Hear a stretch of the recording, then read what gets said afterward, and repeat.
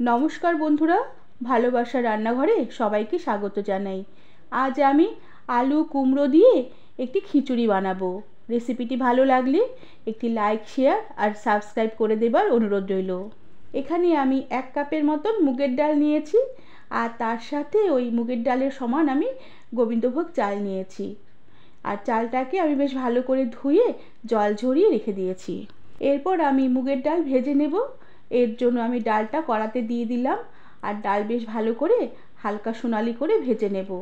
আর এভাবে ডাল প্রায় মিনিট 2-3 মতন ভেজে নেবার পরে ডাল হালকা সোনালি হয়ে আসলে আর ডাল ভাজার খুব সুন্দর একটা গন্ধ বেরোলে আমি ডালের কড়াটা গ্যাস থেকে নামিয়ে রেখে দিলাম।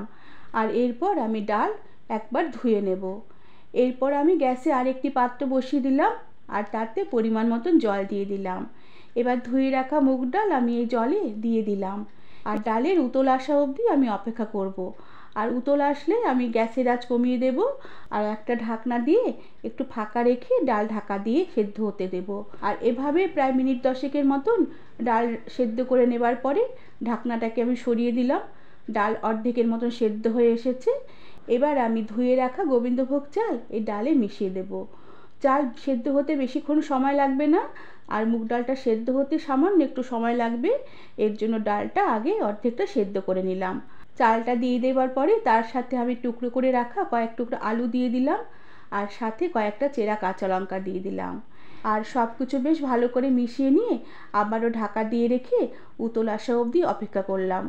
খিচুড়ির উতল চলে আসলে এরপর আমি কয়েক টুকরো কুমড়ো দিয়ে দিলাম, আর তার সাথে পরিমাণ মতো নুন দিয়ে দিলাম, আর পরিমাণ মতন হলুদ গুঁড়ো দিয়ে দিলাম।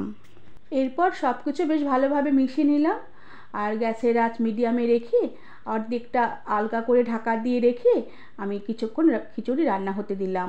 আর বারবার ঢাকনা খুলে খিচুড়িটাকে নেড়ে দিতে হবে, না হলে এর মুগ ডাল আছে নিচ থেকে লেগে যেতে পারে। আর এরপর যতক্ষণ না আলু কুমড়ো সেদ্ধ হয়ে আসে আর খিচুড়িটা একটু মাখা মাখা হয়ে আসে ততক্ষণ আমি খিচুড়ি ফুটিয়ে নেব। এরপর আমি খিচুড়ির পাত্র গ্যাস থেকে নামিয়ে রাখলাম, আর খিচুড়ি সম্বার দেওয়ার জন্য গ্যাসে একটি কড়া বসিয়ে দিলাম।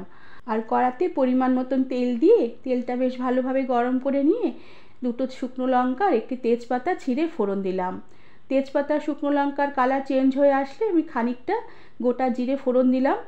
জিরে ফোড়নের খুব সুন্দর গন্ধ বেরোলে এবার আমি খানিকটা নারকেল কুচি দিয়ে দিলাম। এবার নারকেল কুচি বেশ হালকা কিছুক্ষণ নেড়েচেড়ে ভেজে নেবার পরে খানিকটা কোরানো আদা জলে ভিজিয়ে রেখেছিলাম, সেই জল শুদ্ধ আদা দিয়ে দিলাম। তার সাথে জিরের গুঁড়ো আর ধনের গুঁড়ো জলে ভিজিয়ে রেখেছিলাম, এই ভেজানো মশলাটা দিলাম, আর সাথে খানিকটা টমেটো কুচি দিলাম, আর তার সাথে খানিকটা রোস্টেড চিনেবাদাম দিলাম। এবার এই সব কিছু বেশ ভালো করে নেড়েচেড়ে আমি কষিয়ে নেব। আর এভাবে মশলাটা বেশ কিছুক্ষণ নেড়েচেড়ে কষিয়ে নেবার পরে মশলা বেশ ভাজার গন্ধ বেরোলে আমি 2 হাতা খিচুড়ি তুলে মশলাতে দিয়ে দিলাম, আর বেশ ভালো করে নেড়েচেড়ে মিশিয়ে নিয়ে মশলার কড়াটা গ্যাস থেকে নামিয়ে দিয়ে গ্যাসে খিচুড়ির সসপ্যানটা বসিয়ে দিলাম। আর এই খিচুড়িতে মশলার কড়া থেকে মশলাগুলোকে ঢেলে দিলাম, আর এভাবে কড়ার মশলাগুলো সব খিচুড়িতে দিয়ে বেশ ভালোভাবে নেড়েচেড়ে কিছুক্ষণ মিশিয়ে নেবার পরে আমি স্বাদের ব্যালেন্সের জন্য সামান্য একটু চিনির ছিটে ছড়িয়ে দেব। তবে যারা খিচুড়িতে চিনি পছন্দ করো না তারা চিনিটাকে স্কিপ করতে পারো।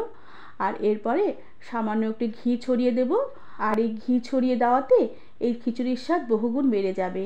বন্ধুরা, এখন বর্ষাকাল, বাইরে প্রচণ্ড বৃষ্টি হচ্ছে। এই বৃষ্টির দিনে গরম গরম খিচুড়ি খেতে ভীষণ মজা লাগবে। আর আমার আজকের রেসিপিটি তোমাদের কেমন লাগলো আমাকে তোমরা কমেন্ট করে জানাবে, আর ভালো লাগলে একটি সাবস্ক্রাইব করে দেবে। আজ তাহলে আসি, পরে আবার একটি নতুন রেসিপি নিয়ে দেখা হবে। ধন্যবাদ বন্ধুরা।